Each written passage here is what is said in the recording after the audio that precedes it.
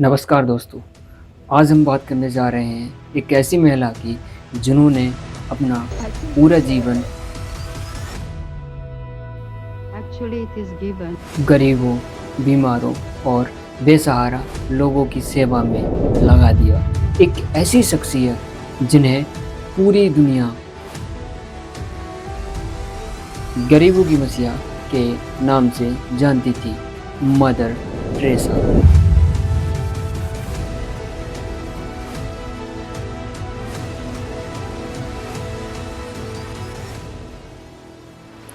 लेकिन क्या आप जानते हैं कि मदर टेरेसा भारत की रहने वाली नहीं थी? उन्होंने अपना जीवन क्यों सेवा में लगाया? उनके जीवन में कौन कौन सी कठिनाइयाँ आईं और आखिर कैसे एक साधारण लड़की पूरी दुनिया के लिए प्रेरणा बन गई? आज की इस वीडियो में हम जानेंगे मदर टेरेसा का पूरा जीवन, जन्म से लेकर मृत्यु तक। तो वीडियो को अंत तक जरूर देखिए। जन्म और शुरुआती जीवन।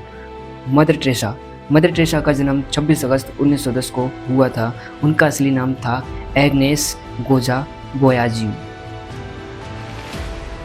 उनका जन्म स्कोप्स शहर में हुआ था, जो आज नॉर्थ मैसेडोनिया देश में है। हालांकि उस समय यह इलाका ओटोमन साम्राज्य का हिस्सा था। उनके पिता का नाम निकोला और माता का नाम दारना था। उनका परिवार धार्मिक और दयालु स्वभाविक का था। बचपन से ही मदर टेरेसा को गरीबों की मदद करना सिखाया गया। जब वे सिर्फ 8 साल की थी तभी उनके पिता की मृत्यु हो गई। इसके बाद उनकी मां ने ही बच्चों की परवरिश की। मदर टेरेसा बचपन से ही चर्च जाती थी और लोगों की सेवा करना पसंद करती थी। धीरे धीरे उनके मन में यह इच्छा जागी कि वे अपना पूरा जीवन सेवा में समर्पित करें। भारत आने की कहानी सिर्फ 18 साल की उम्र में उन्होंने घर छोड़ दिया। वे आयरलैंड गईं और वहां एक धार्मिक संस्था सिस्टर्स ऑफ लोरेटो को ज्वाइन किया। यहीं उन्हें नया नाम मिला, मदर टेरेसा। इसके बाद साल 1929 में वे भारत आई। सबसे पहले वे कोलकाता पहुंची, जिसे उस समय कलकत्ता कहा जाता था। उन्होंने यहाँ एक स्कूल में बच्चों को पढ़ाना शुरू किया। वे भूगोल की शिक्षिका थी। कुछ साल बाद वे उसी स्कूल की प्रिंसिपल भी बन गईं, लेकिन स्कूल के बाहर की गरीबी और लोगों की हालात देखकर उनका मन बहुत दुखी होता था। गरीबों की सेवा का फैसला साल 1946 में मदर टेरेसा ट्रेन से यात्रा कर रही थी। उसी दौरान उन्हें ऐसा महसूस हुआ कि भगवान उन्हें गरीब और बीमार लोगों की सेवा करने के लिए बुला रहे हैं। इसके बाद उन्होंने स्कूल छोड़ दिया और अपना जीवन गरीबों के लिए समर्पित कर दिया। उन्होंने सफ़ेद रंग की नीली किनारी वाली साड़ी पहननी शुरू की, जो बाद में उनकी पहचान बन गई। वे झुग्गियों में जाती थीं, बीमारों की सेवा करती थीं, भूखों को खाना खिलाती थीं और अनाथ बच्चों की मदद करती थीं।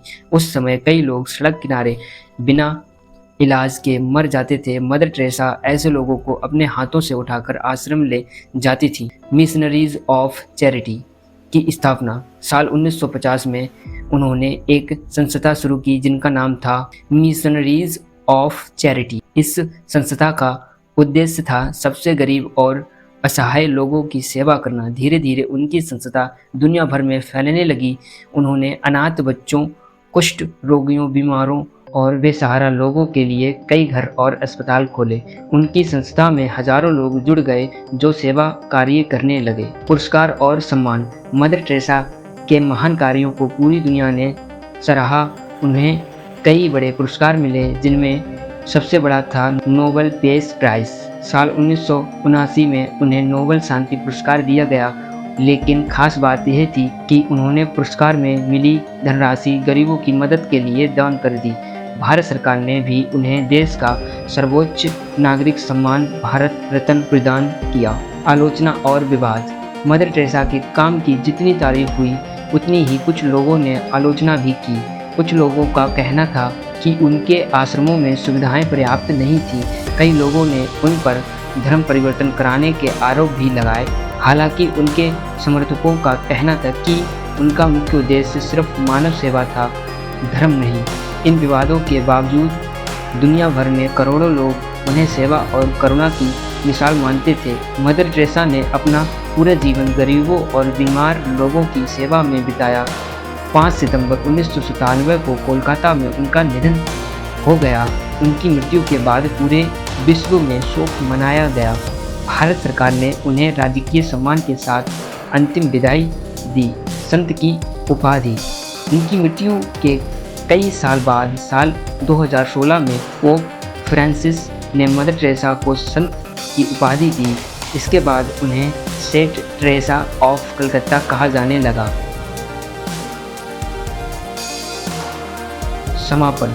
मदर टेरेसा ने हमें सिखाया कि इंसानियत सबसे बड़ा धर्म है। उन्होंने कहा था, अगर आप 100 लोगों की मदद नहीं कर सकते तो कम से कम एक व्यक्ति की मदद जरूर करो।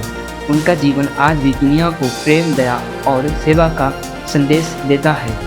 अगर आपको यह वीडियो पसंद आई हो तो वीडियो को लाइक करें, चैनल को सब्सक्राइब करें और कमेंट करके बताएं कि अगली वीडियो किस महान व्यक्ति पर होनी चाहिए। धन्यवाद।